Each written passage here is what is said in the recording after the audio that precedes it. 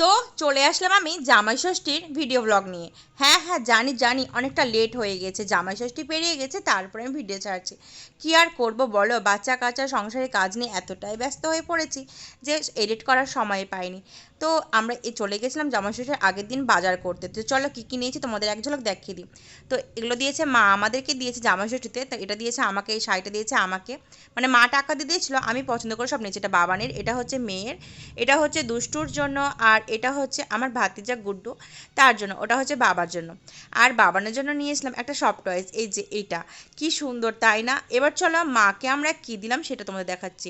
মাকে দিয়েছি আমরা হচ্ছে এই শাড়িটা। তো শাড়িটা কেমন হচ্ছে অবশ্যই ও হ্যাঁ, এটা এটা তোমাদের দাদা ভাইকে মা দিয়েছে, তোমাদের দেখাতে তো ভুলেই গেছিলাম।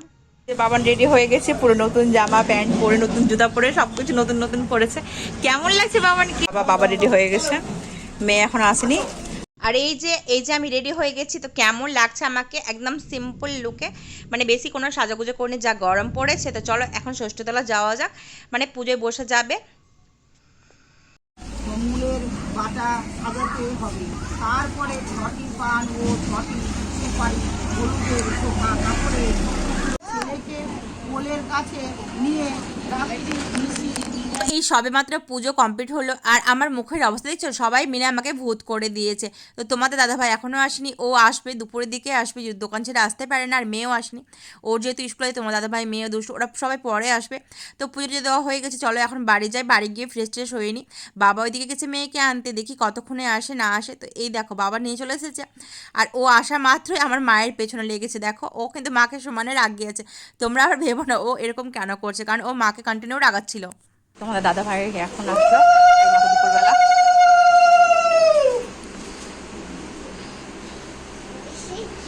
তারপর সবাই মিলে এখানে একসাথে খাবার খেতে বসে পড়েছি। আর আজকে আমাদের সম্পূর্ণ হচ্ছে নিরামিষ, যেহেতু ষষ্ঠীর দিন, যেহেতু বাড়িতে কোনো আমিষ রান্না হয় না। তো হয়েছিল লুচি, আলু পটল পনির দিয়ে তরকারি, আমের চাটনি, সাথে ছিল 2 রকমের মিষ্টি, দই, আম। তো এইসব ছিল। আর যাবতীয় যা আমিষ রান্না হবে সেটা হচ্ছে পরের দিন। তো আমাদের এখানে যেহেতু বার পুজো হচ্ছিল, তো ওখানে বার পুজো মেলা বসেছিল, তো ওখানে মা আবার বাবানকে নিয়ে গেছিলো। তো ওখান থেকে বাবা নিয়ে এসেছে একটা বেলুন। তো চলো ভিডিওটা আজকের মতো এখানে হচ্ছে, আবার দেখা হচ্ছে কালকে। তো চলে আসলাম রবিবারের দিন। রবিবারের দিন হচ্ছে আজকে হচ্ছে এখানে চলছিল খাসির মাংস। তো এই মাংসটা আমি রান্না করছিলাম, এটা অন্য একটা গ্যাসে রান্না করছিলাম। আর মা যাবতীয় যত রান্না নিরামিষ রান্নাগুলো অন্য গ্যাসে করছিলাম, যেহেতু মা বাবা নিরামিষ সম্পূর্ণ খায়, আর আমিষ রান্না নাড়েও না খায়ও না। তার জন্য এখানে মাংসটা আমি এখানে করছিলাম, আর মা যতগুলো নিরামিষ রান্না হয় সব ওই সাইডে করছিলাম। তো বেশি কিছু মেনুতে করা হয়নি, খুব সামান্যই করা হয়েছিল। এই জন্য দেখো যতটা খেতে পারবে সেই হিসাবেই করা উচিত আমি মনে করি, কারণ বেশি অগণিত খাবার দিয়ে খাবার নষ্ট করার কোনো মানে হয় না। তো দেখতে দেখতে মাটনটা রান্না হয়ে গেছে। মাটনটা কেমন হয়েছে দেখো, দেখো কালারটা, আমার তো বেশ ভালো লাগছে। সবাই রান্না খেয়েও বলেছিল খুব ভালো হয়েছিল।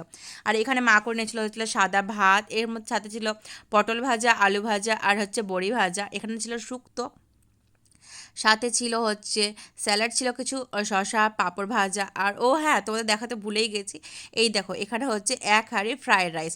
যেহেতু মাংস হয়েছে, তো ফ্রায়েড রাইস আর মাটন থাকলেই হলো, আর কিছু লাগে না, তাই জন্য বেশি কিছু না। ও হ্যাঁ, সাথে কিন্তু চাটনিও ছিল, আমের চাটনি, আর মিষ্টি, দই, কোল্ড ড্রিঙ্কস এইসব তো ছিল। তো আমি সব ভিডিও করতে ভুলে গেছিলাম তোমার দাদাভাইকে যখন দেয়। তো চলো চটপট খেয়ে নিই।